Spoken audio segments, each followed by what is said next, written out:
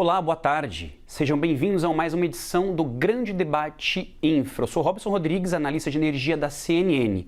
Hoje nós recebemos Marcos Vlasits, presidente da Associação Brasileira de Soluções de Armazenamento de Energia, a ABSAE. Também recebo Xisto Vieira Filho, presidente da Associação Brasileira de Geradoras Termoelétricas, a Abrajet.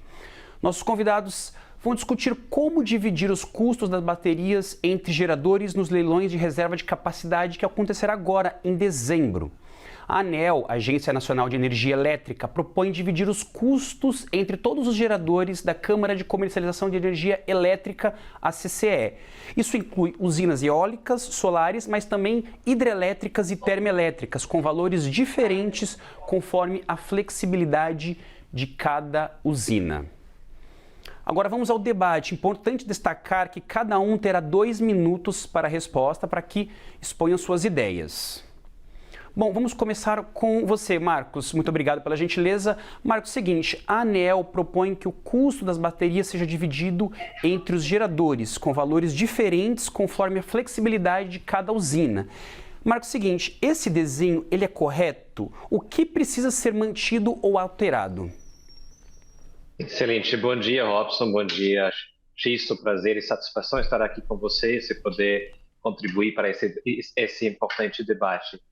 Robson, eu diria o seguinte, a ANEEL está nos apresentando uma solução regulatória que até parece bastante razoável, porém, ela foi obrigada a operar a partir de uma premissa legal que nós consideramos como equivocada. Lembrando que na Lei 15.269 foi criada uma situação singela para sistema de armazenamento em baterias, onde foi colocado que esses sistemas, diferente de outras tecnologias que estão sendo contratados e que foram contratados para a reserva de capacidade, no caso das baterias, o custeio seria exclusivamente pelos geradores. Nós realmente entendemos, e a gente já se manifestou muitas vezes a respeito disso, que esse tratamento diferenciado de baterias ele está equivocado e há que reconhecer que há um certo mérito na maneira como a ANEEL está apresentando uma solução a esse comando legal que ela recebeu no ano passado, mas repito, o ponto de partida está equivocado e efetivamente nós precisaríamos voltar para a estaca zero e debater o mérito legal dessa proposta. Muito obrigado, Marcos. Xisto, eu faço a mesma questão para você. A ANEEL propõe que o custo das baterias seja dividido entre os geradores, com valores diferentes conforme a flexibilidade de cada usina. Esse desenho, na sua avaliação, ele é correto? O que ele precisa ser mantido ou alterado? Eu começo a minha fala concordando de uma forma geral com meu colega Marcos, essa legislação tem um approach equivocado sobre isso. Só que eu sou um pouco mais drástico até do que o Marcos. Eu acho que também a ANEEL, a área técnica da ANEEL, está equivocada no conceito básico de flexibilidade. O conceito básico de flexibilidade tem 2 vertentes, né? Tem o tempo de resposta da fonte e o montante que a fonte consegue imediatamente fornecer ao sistema.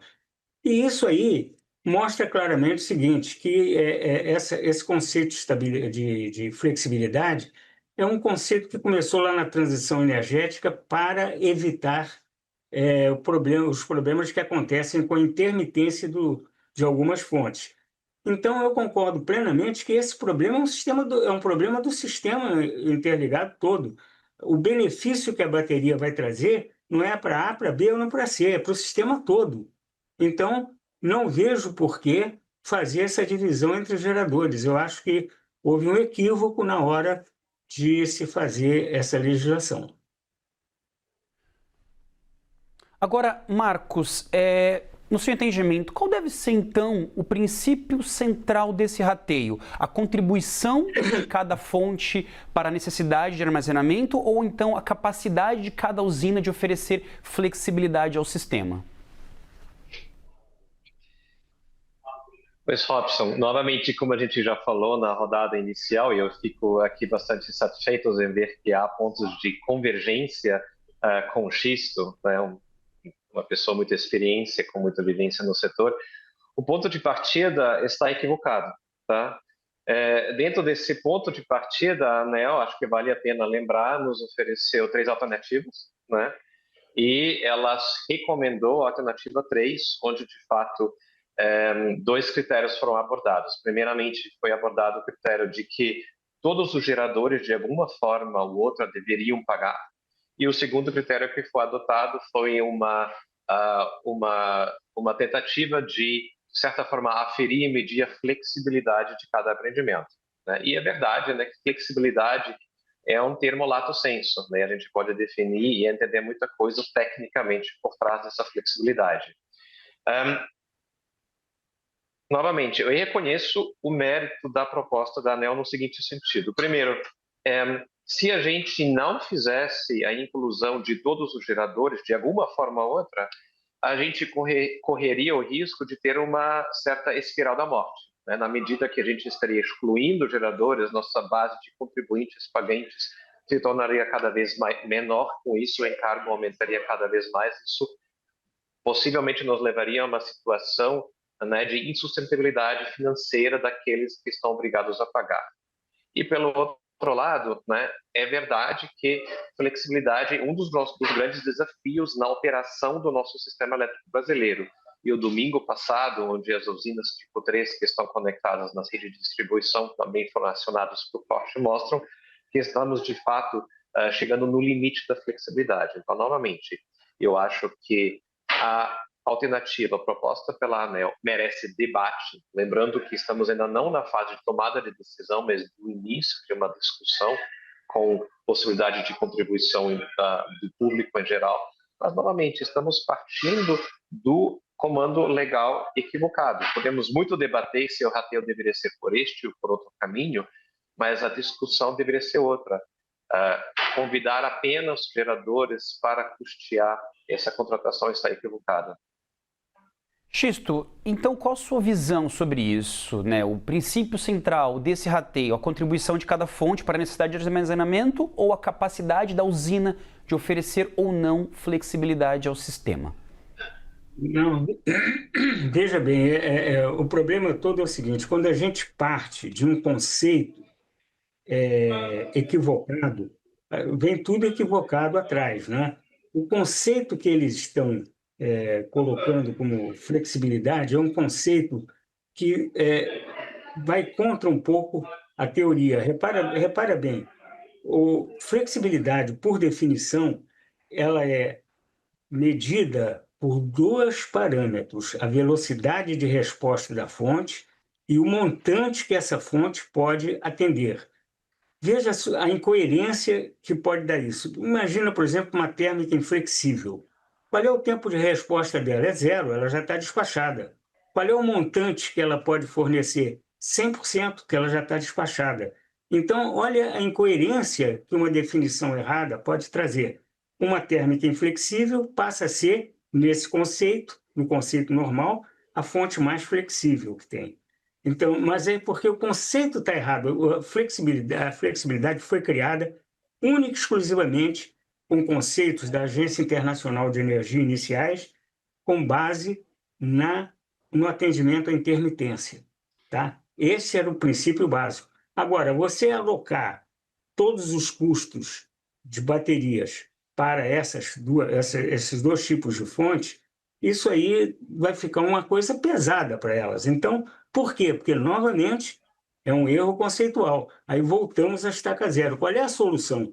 A solução é colocar isso como um problema sistêmico.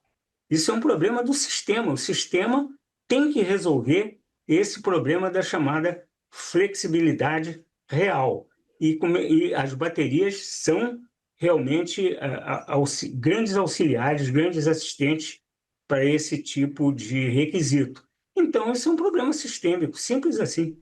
Xisto, eu quero continuar contigo, depois eu passo por Marcos. Na prática, quem tende a pagar mais e quem tende a pagar menos com essa proposta? Que efeito esse modelo ele pode ter sobre os investimentos, contratos e, no fim das contas, sobre a conta de luz do consumidor?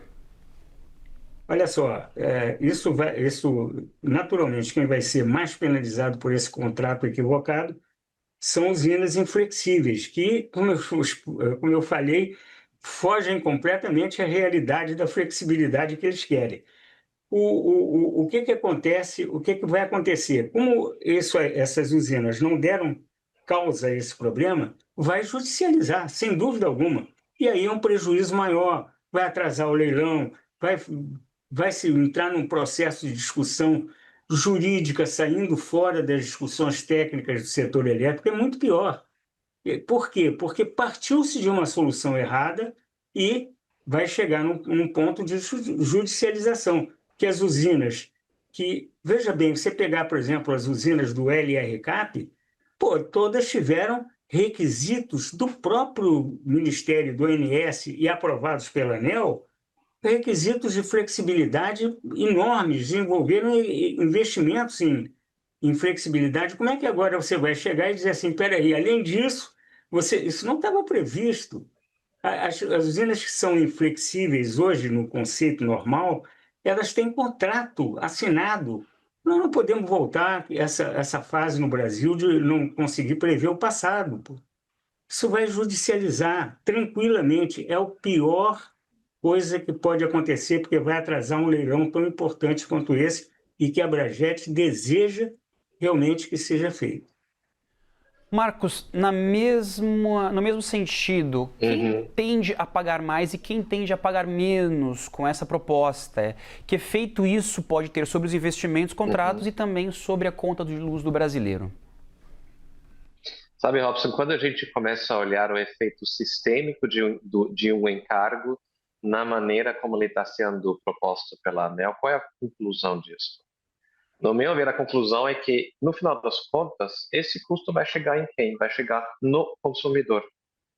Porque os geradores farão o que com este encargo? Como o Xisto falou, ele precisa compor sua base de custo, tanto o seu custo de CAPEX como o seu custo de OPEX, e este encargo, ele é um novo OPEX. Inclusive, acho que é importante lembrar, e isso foi reconhecido pela ANEEL, aquelas usinas que estão contratadas no mercado regulado, elas contratualmente têm o direito de repassar qualquer novo encargo para o seu custo de energia.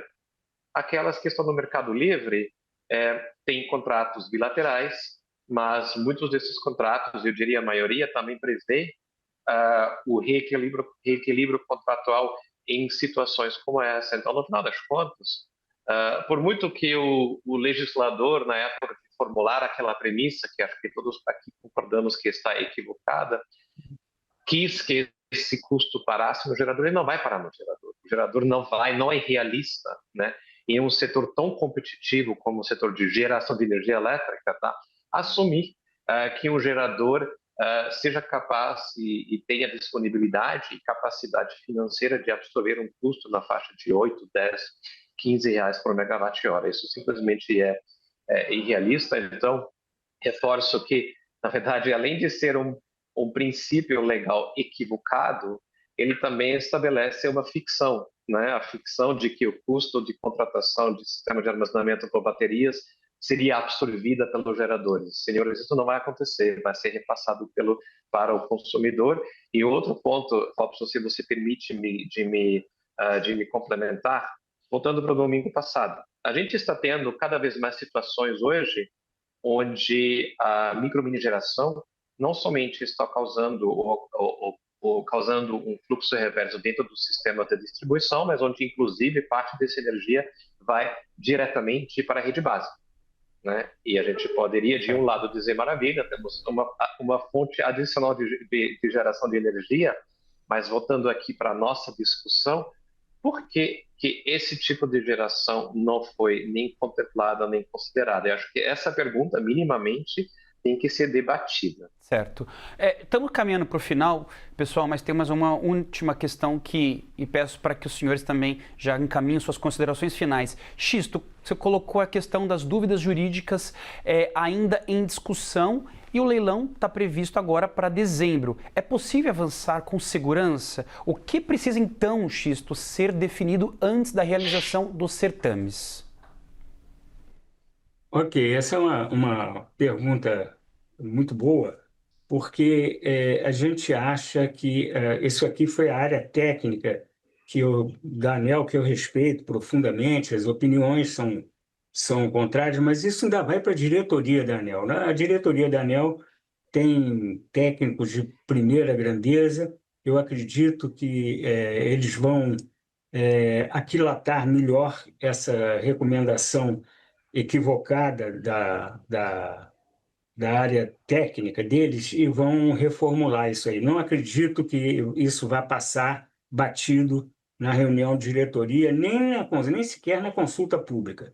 Agora, se acontecer esse fato, isso me preocupa, porque eu não tenho a menor dúvida que vai ter judicialização, tá certo? Porque, veja só, a gente não pode levar um encargo em cima do custo da geração, mesmo que seja que a gente possa repassar para o consumidor, e depois dizer, poxa, essa geração aqui é caríssima porque pega daqui, pega dali, entendeu? Então, a gente não pode aceitar uma coisa dessas. Então, vai ter que judicializar. Isso é a última coisa que eu acho que seria desejável. Eu acho que o desejável seria ir em frente com o leilão. Esse leilão é importante. O meu amigo Marcos sabe que eu respeito e acho muito, muito importante a presença das baterias. Eu acho que a nossa matriz deve envolver baterias de todos os tipos de fontes. Então, eu fico com um temor realmente que isso vai judicializar e prejudicar o andamento, pelo menos o cronograma do leilão.